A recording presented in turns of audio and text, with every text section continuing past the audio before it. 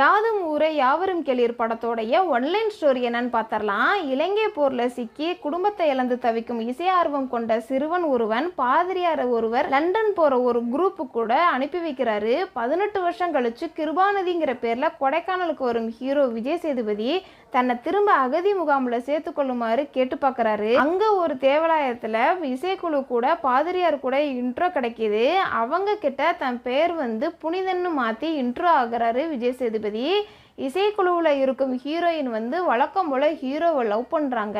இதெல்லாம் ஒரு பக்கம் இருந்தாலும் இன்னொரு பக்கம் விஜய் சேதுபதியை தீவிரமாக தேடுற போலீஸ் அதிகாரியா இயக்குனர் மகிழ் திருமேனி வராரு. இதுக்கு காரணம் என்ன? லட்சியத்தை அடைய ஒரு அகதியா விஜய் சேதுபதி என்ன சிக்கல்கள்லாம் எதிர்கொள்கிறாரு?